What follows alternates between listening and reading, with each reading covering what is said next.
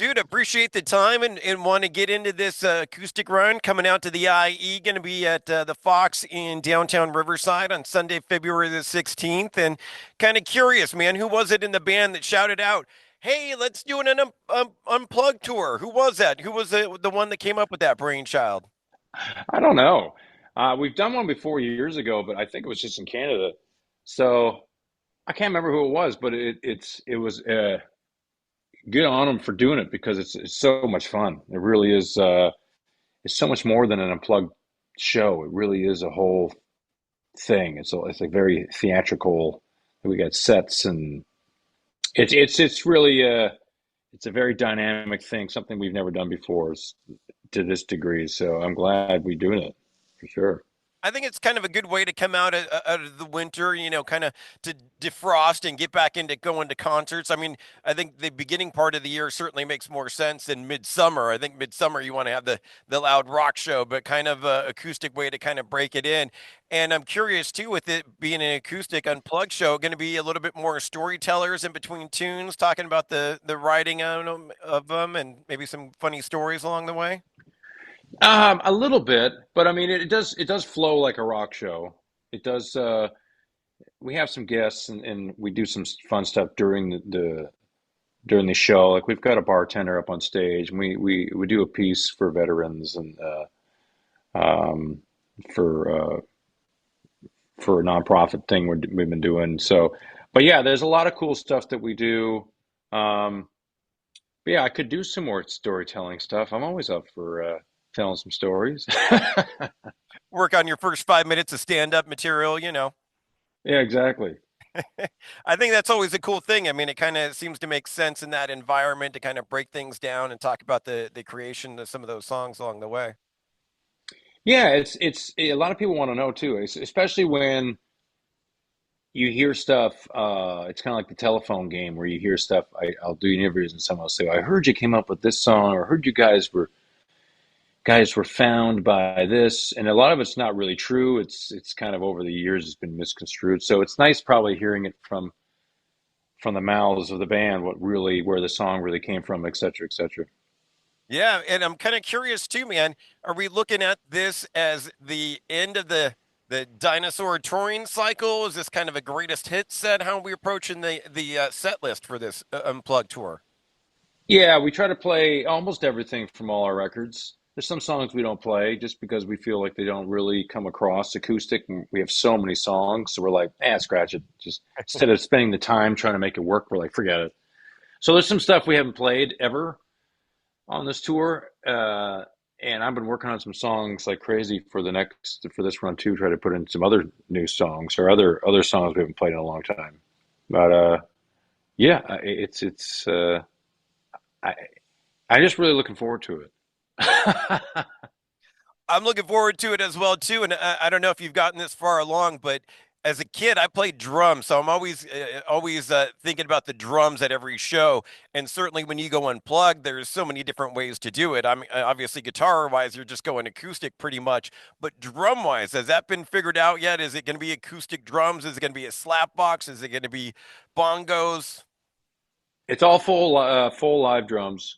Oh, cool. I think even Joe has some pads still to hit some things in RX and stuff. But yeah, no, it's full drums. So it's a full rock show. We actually have a fifth member. We got an auxiliary player we brought out, Walter Eno, and he plays a plethora of instruments, anything from mandolin to saxophone on a couple songs, guitar, piano, Oh, synth, wow. stuff like that. Yeah, it really adds. What you're getting is there's no tracks. There's no Hallelujah. you know what I mean? Yeah, there's no running of tracks or background vocals coming out of nowhere. It's five guys singing and five guys playing instruments. So we have to play well. Nowhere It to has to run, be nowhere to good. hide. There's nowhere to hide behind. So once you pull off a few shows, you get them under your belt. You really enjoy doing it because the crowd gets it. It's not really it's not really. There's no facade. It really is what it is. As rock and roll should be. Yeah. Just stripped down like that. And then also too, speaking of performances, Ayron Jones on the bill as well. hmm Yeah, we've toured with him before. I think we took him out on his very first tour across the United States. Can't remember what year that was, but great group of dudes. Aaron's cool, man. He's a Northwest Coast guy like we are. So he's from Seattle. So we grew up about, 2 hours north of there. So, we feel like there's some kindredship. I don't know, some brotherly love there somewhere. But he understands the rain. Yeah, he's a great dude, and he's great live too. So I'm excited to see him jam some stuff broken down. Yeah, I think his music that the blue laying into the blues is going to really translate acoustically. But I thought you might actually now be enemies now that Seattle has a hockey team, the Kraken, and he does the sound the theme song for them. I thought there might be some sort of hockey rivalry brewing nowadays. I never thought about that, but now I think there will be. Now Get some bets we'll have going to or get something. yeah, we'll have to get him like a Canucks jersey on stage or something, force him to wear it if we have to make a bet or something on a game. But I love the Kraken. I really love the name. I like that it's just such a cool the history of the Kraken. I love it. I was trying to I know they have the Salt Lake City's got a team now that moved up there. I think was it from Phoenix, Yeah, uh, and they're called the Utah Hockey Club or something. But I think they're looking for a name. yeah. I hope they pick something like the Kraken, some sort of mythological creature or something, because it just makes for good merch. It just makes for a good logo. So we'll see. Yeah, I always thought that one of the worst franchises in all sports names was the Wild, like the Minnesota Wild. Like Right? Yeah. it doesn't Yeah. really paint a picture. What's the well, and even in Philadelphia, the Flyers. What is their mascot? What's his name? Is that That crazy? yeah, orange guy. I forget his Yeah, name too. yeah. And you're like, what is that? Is it an animal? I'm not sure. Yeah, it's interesting. You have to think of something, right? Yeah, the Wild. Maybe because it's a lot of forestry over there. I'm not sure. That's a Man, good question. I thought the North Stars was a better name when they were, originally they were the Minnesota North Stars, and then obviously moved to Dallas or whatnot. But and the Stars at least made a little bit more sense. Yeah, North Stars. That's going way back, like '80s. Yep, I was gonna say you're an LA guy now, right? yep. Not a lot of shows out in the Inland Empire area. I'm glad that you guys are coming out this way. I mean, never have. And I'm telling all my friends to come out to the show, and like, where are you playing in LA? I'm like, it's not in LA. It's Riverside. But I got a bunch of people coming, so I'm literally trying to get everyone to come to the show because we don't play LA that much. We're at least not SoCal that Mm-mm. much, but it is kind of LA. It's just east, so it's kind of my home show, my home away from home show, kind of. And I'll give you a little bit of a tip since it's out of your neck of the woods. If you're a little bit of a foodie, literally next door to the venue, connected to the venue, is a food lab where they have 8 or 9, 10 different restaurants, a couple bars in there. So if you got the munchies or a bit of a foodie and want to go explore, or just get a drink next door, you literally have to walk and there's all kind of food options. Little food lab. Great, good to know. I like that little. We'll have to go check it out. Appreciate all the time, Tyler. Like I'd mentioned earlier about the set, Dinosaur, been a few years now. A great record. Talked to you when that came out. Love the title track, Two of Us Stuck, all the killer tunes. Are we starting to think about the follow up to that? Are we starting to turn the wheels on the next album, or is it too soon yet? No, I mean the whole thing's pretty much written. We just have to go record it. So I think when we get on this tour, we're gonna have a big chat about where, when. So because we really want to have some new stuff out this year, Ah, I would think it would be the fall. The turnarounds are a lot less time now. Thank the Lord.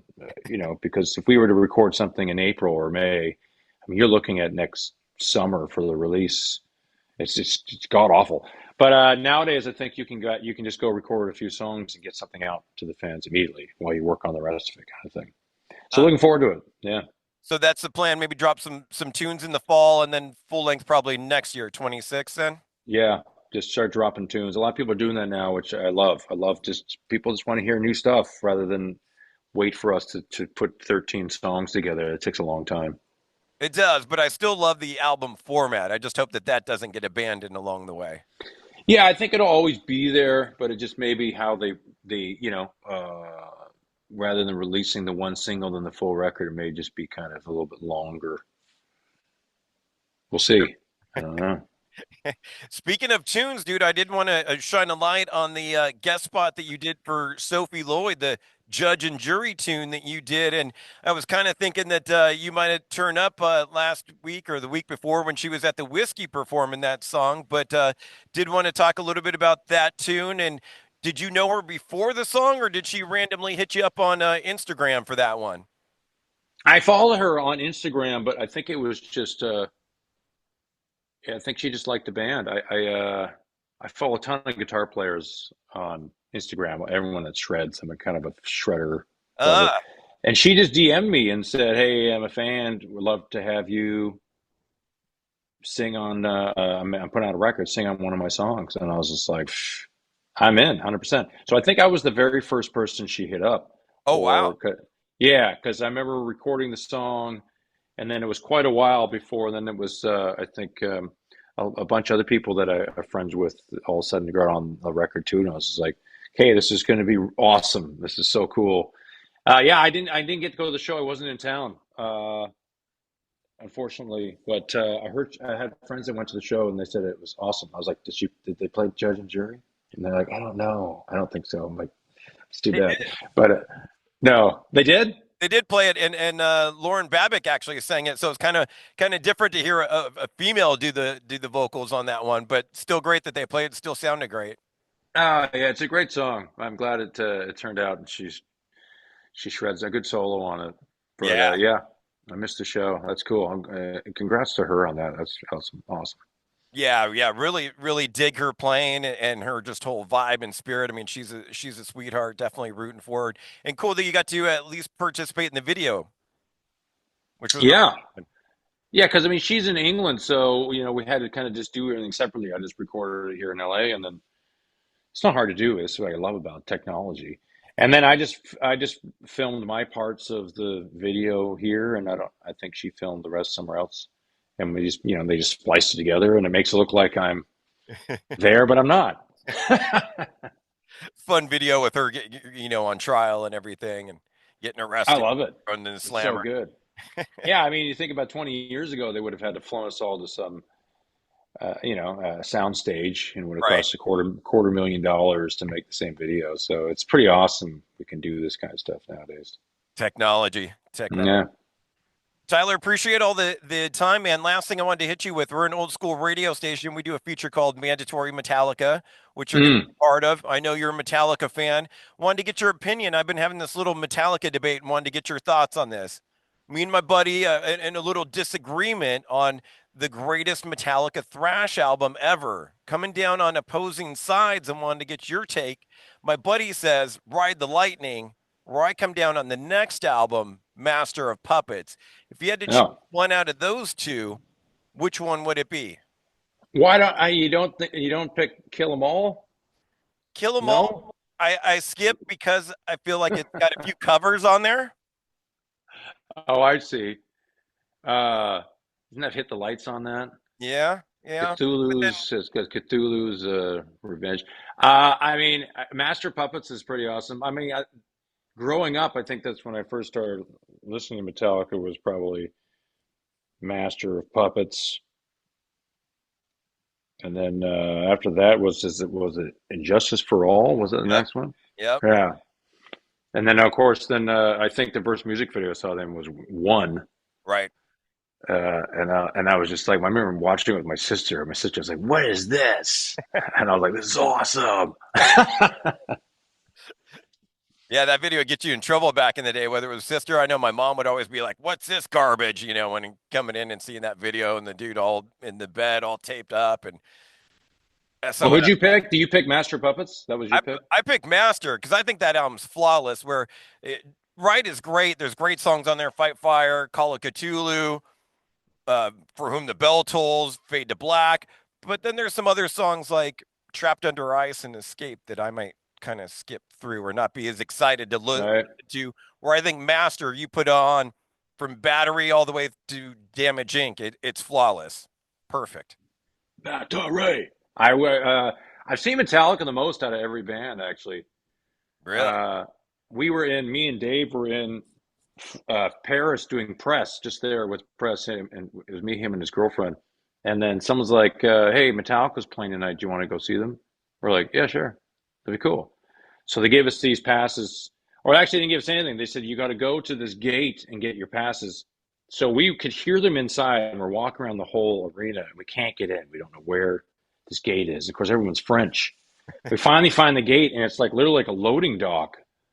We finally get in. They give us these passes, and then they gave us these full family and friends passes. So we're hanging out with the band's family and friends, and then the band comes in, and we kind of left. We felt uncomfortable being, You didn't say hi to you him? know, no. Ah, We kind of sat in there. They came in after the show, and we're hanging out. But that was the coolest show ever because over in Europe, I think especially France, like they sing all of guitar solos. uh-huh. So you're out there and we're just standing on the floor, and they were in the show where they had it in the middle, Right, in the round. in the round. So, and then they're just like doo doo doo doo doo, like the whole crowd is singing the solo, and I'm like, they don't do this in America, man. This is cool. That was the best show I think I've ever been to. But didn't stop and talk to the guys. No, I just because being in a band, like we didn't want to be, one of those guys. Hey man, just want to come say it was a great show. I don't know. We were just like, I think they had some of their wives were there, and we're like, they should probably leave. Like, I don't know, but it was just cool. It was a cool moment. This was way back in 2008, I think. So it was really cool to be able to do that. I was curious, man. I wanted to see a picture of you and Hetfield side by side, see who's taller. Oh, I don't know. I'm 6'3", so I don't know how he's. I don't know. He's pretty tall. Yeah, that's what I'm saying. Two tall dudes. Would curious who would have been the taller out of the two. Man, just to put a button on things, what song can we play for you on Mandatory Metallica? What tune comes to mind? Wherever I may roam, Ah, off the going to off the the Black Black Album. Album, self-titled. Yeah, Yeah, that was one of the first ones I learned on guitar. on sitar.